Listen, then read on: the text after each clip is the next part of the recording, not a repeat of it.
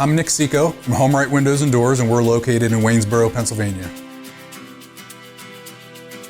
So we do vinyl replacement windows, we do steel and fiberglass entry doors, we do aluminum storm doors, and we do sliding patio doors, all made by Provia. The windows are a vinyl replacement window, and it could be anything from double hungs to casements to bay and bow windows and everything in between.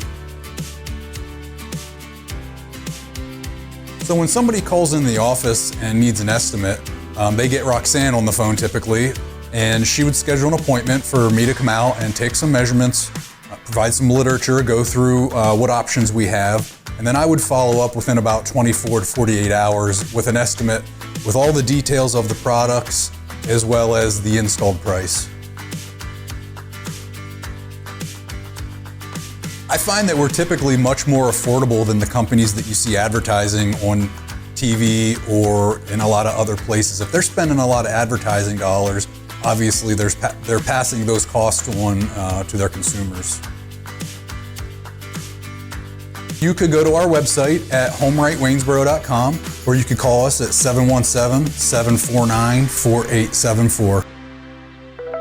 Local and live, covering Franklin and Washington counties, it's Let's Talk TriState with Tiny and Katie.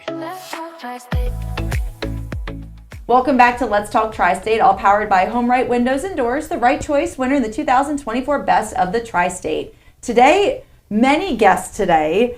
We have Matt from Middletown Valley Bank, Matthew from the Conococheague Institute, and Hawthorne, who is clearly the star of the show here today, the baby goat. How old is this goat? He is a month and a week old. 1 month old. What a darling little goat. It wasn't a bad idea to bring him in today, was it? Not at all, no.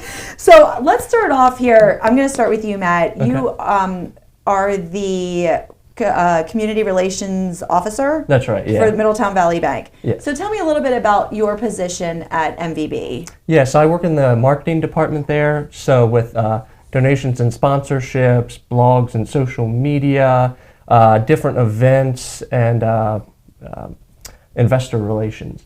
And one thing that we love about Middletown Valley Bank is you guys are so involved in the community, and you have so many different partnerships. So that kind of brings us to, why are we here today with the Conococheague Institute? Yeah, so we really want to highlight the work that they're doing in Franklin County and the draw that they have for the larger area. And so Matthew, you are English. This is a real accent. It is. It is at this point, is a watered down accent. Okay, this is watered down? Yeah, my family think I sound 100% American, and they mock me for it. But I am from the British Isles.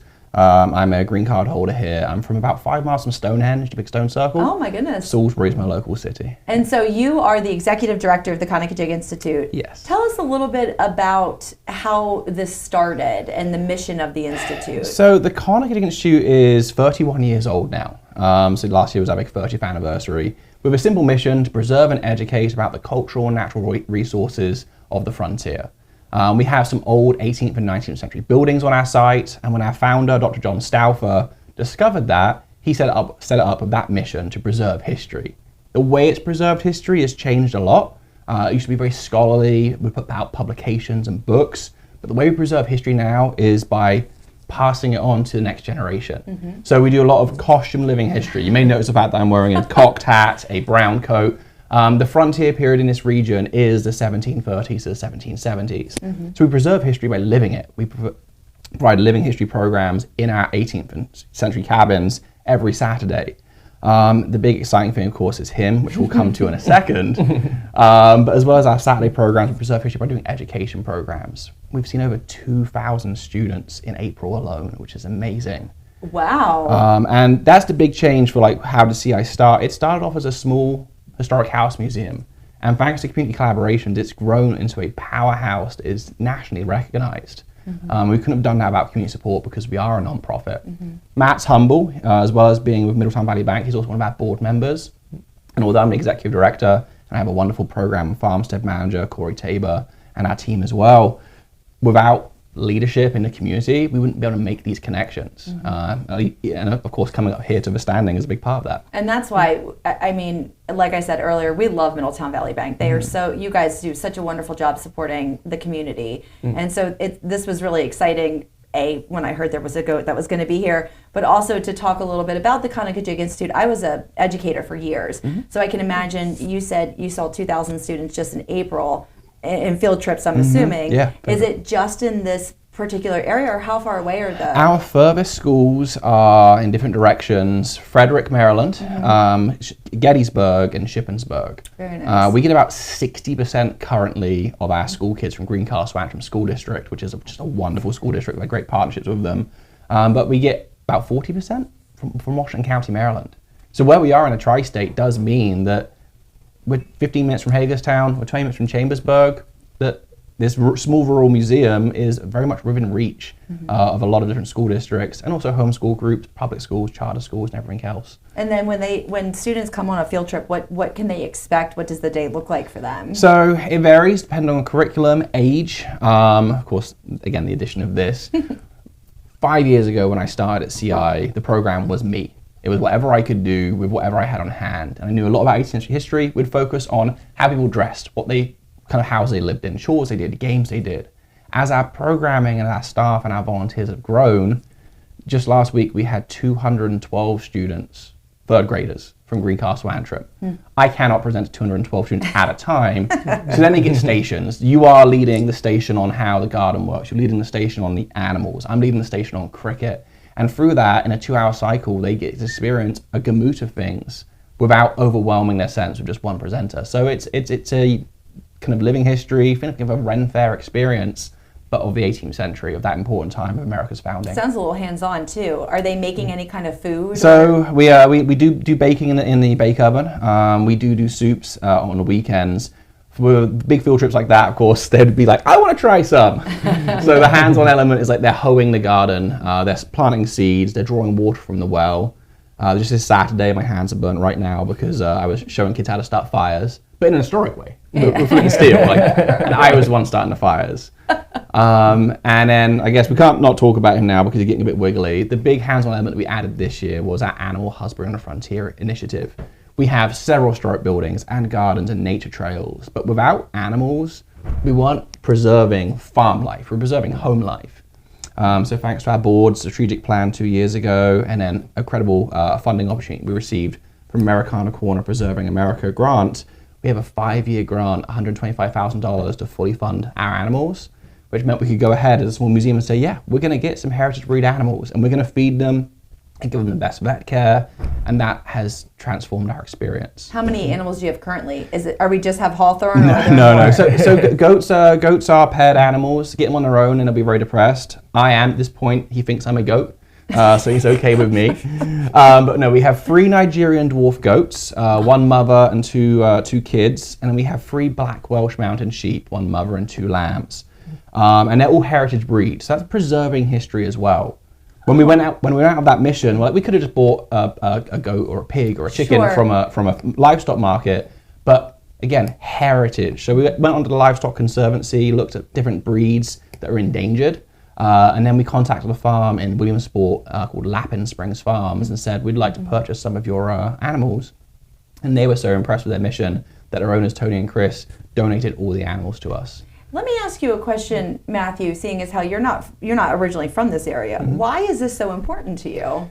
I used to work at a 12th century castle. That was what I did as a job in England. I presented about history about William the Conqueror and Eleanor of Aquitaine.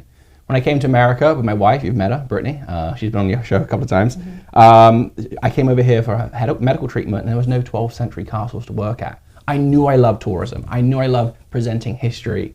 And so I worked for more than 10 years at Fort Frederick in Maryland, which is an 18th century fort. In that time, I got fully immersed in 18th century. I breathe it. I've addressed it. I've ate the food. I've read the literature. And so when the position at CI came up, I did not think I would be the right person for the job. I was good at history, but I'd never managed before. I'd never fundraised. But I took the position.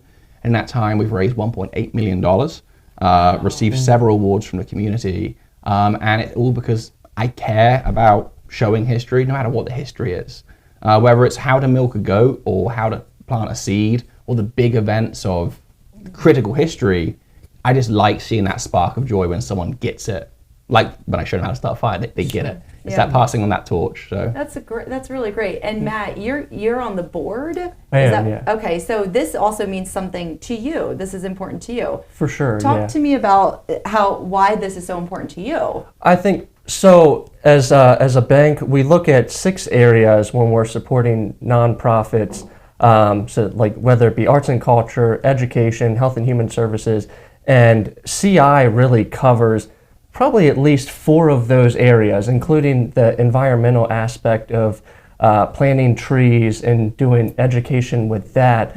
So that's really important to us, and the fact that they appeal to pretty much all of our communities that we're in as well was a big piece too. Sure, kind of brings everything together. It really does. It's really a staple in the community. So Matthew, we talked a little bit about field trips, but this is open to the public. Anybody can come and have these types of experiences, correct? Grounds are open daily dawn to dusk. So you go there to walk the dog. We had the Conococheague Society walking for birds the other day. We have a picnic area, playground. So we try and describe the site, like use it like you would a state park, except of course we take donations. Anyone can book an educational experience, whether it be 200 kids from a middle school or a private family of just like 2 families, makes that 10 minimum for a booking. And then there's different ways you can use the site. There's scavenger hunts, there's private tours, and of course there's our big free events on Saturdays. And so that kind of leads us into the next part here. You have your Spring on the Farmstead coming up on the 10th. Is that Saturday? That is Saturday. This Saturday, yeah. So we offer free programming year-round on Saturdays, our Revolutionary Homestead initiative, where we recreate life in the 1770s. And we have this big distinction between program and event. Okay. Come on any Saturday year-round, and we might be baking bread, or we might be brewing beer, or we might just be petting goats. But you'll still get that wonderful experience, that hands-on, tangible experience. But come to our big events, which have multiple sponsors, it's an entire day affair. So for this Spring on a Farmstead event, the theme, of course, is 1775. We are currently in the semi-sesquicentennial, big word, of the 250th anniversary of the American Revolution. This time last year, the Battle of Lexington and Concord, the first shots of the Revolution, those happened just a few weeks ago. So this time, 250 years ago, I should say. So how does that affect a farmstead in rural Pennsylvania? Certainly there's no battles happening, so we're not going to have battle reenactments, but people are talking about that, just like today we talk about politics. So we discuss on our Spring on a Farmstead event how those national events, what's becoming a nation, affects the rural mindset.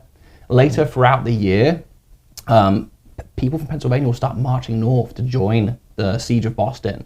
So you've got to deal with women having to take on a greater role on the farmstead as men leave for the army. For this event, though, it is the star, the new addition. So it's going to be the big ribbon cutting for our animal husbandry initiative. Like Matt said, Middletown Valley Bank actually sponsored a planting of our garden in April, and our garden is heaving with crops that were period correct. So we celebrate spring by looking at the lettuces, harvesting up the turnips, which are already ready. And so there's going to be experience about the agricultural, the horticultural side of living in an 18th century farm. We're going to have a baker running the bake oven all day, a special presenter called Daniel C. And he's been, if you know history, he's been at Colonial Williamsburg. He's been at the Museum of American Revolution. He's been around the country presenting. So for him to come to us is, again, thanks to our sponsors who can support those kind of initiatives. And then because it is a big deal for us, it's our first event of the year. We just survived. I mean, we just thrived with 2,000 kids. So we're going to celebrate that kind of start of the summer for us and the end of the really busy season by having a big affair with the community, by having a fife and drum from Old Sturbridge Village come out, fife and drum corps.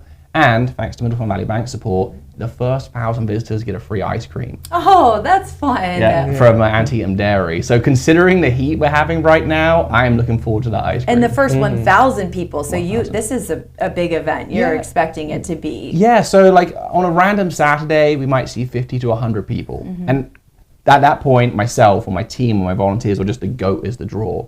With these presenters coming in from across the country, making it more of an all-day experience, our site can hold that many people. That's great. Is it free to the public, or just a donation? Not donations are always appreciated, but they're not required. Okay. And so that's something that we've been able to do thanks to increased giving from businesses and our endowment, is keep that equitable, free thing available to all.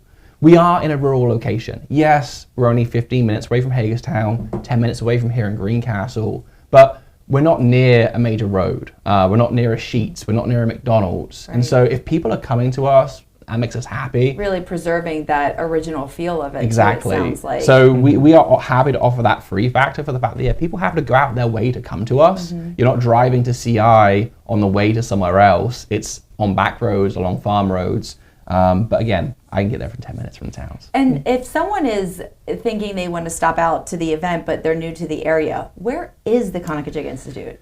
See, and therein lies my lies my rub. Because I'm not from Pennsylvania, I barely know the names of the roads. I know my way there. You know Conococheague. Obviously you work there, but that's people around here that are from here still don't know. Conococheague. Well, see, I just spelled the spelling I cannot do.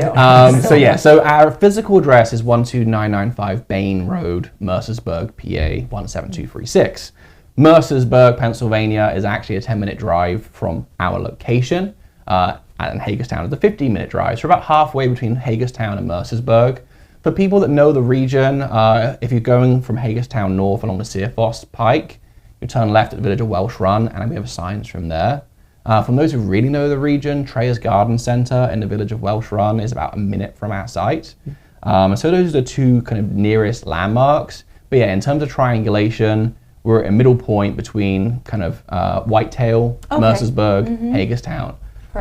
So what we tell people, look it up, put it into your GPS. If you really want to follow map directions, you can. But I'll be honest, I trust what my computer tells me to do. Sure. The scary thing is because we've had 2,000 kids on, like the amount of yellow buses that have been going along these small country lanes over the last month has been amazing. And I'm sure so many of those drivers are like, someone messed up.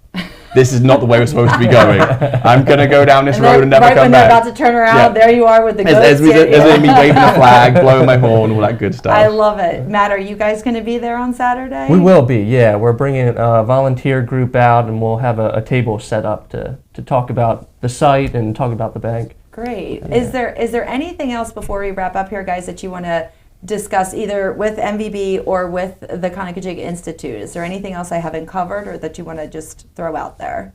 These big events, we usually do about 4 a year, or Conococheague does 4 a year, and this really gets the word out to the community about what they offer. So yeah, if you can make it out this weekend, love to see you. Yes. And I'll reiterate that as well. Again, the most people that know me and Hawthorne and our team are kids, children. About 6,000 kids per year visit us, so they know my face. But when I come to town, people are like, who's this guy? Do you wear this into town? Sometimes for special events, for outreach events. They might be like, who is this guy? And so the real point of these events, as Matt said, is like we do these great things for a younger audience, but this is showing the rest of the community that you can still learn and have fun too. Sure. You could get a tangible experience of drawing water from a well. Or petting or feeding our goats. I mean, this is a draw enough. Yeah. Who doesn't love goats? I mean, at some point, maybe we'll have to do goat yoga or something. I have had him cross. So we have teenagers from local schools that help us each week, and I had everyone get down on their hands and knees, and he crossed a 15-human bridge. Oh my God! Very, very proudly. Let me see if I've still got this in my hat. Yeah, you said you had goodies in your hat. I do have a goodie in my hat. I did have, buddy. Do you want a dandelion? Yeah, you do. I'm going to put it over here. God. You guys want to move your cups? Yes. Is he going to do tricks for us? No, he's dandelion. And he likes to stab. So now he is, buddy, that's not the one. This one. There you go. Yeah, that was sweet. So yeah, I think that's a good sign off. He's just going to sit there in front of the camera. Oh, he's so perfect. Well, you can come and see Hawthorne live in person on Saturday at the Spring on the Farmstead. Thank you guys, both Matt and Matthew, for coming on. Thank you, Middletown Valley Bank, for what you guys do in the community. And yeah, of course, thanks for being here on Let's Talk TriState. Thank you.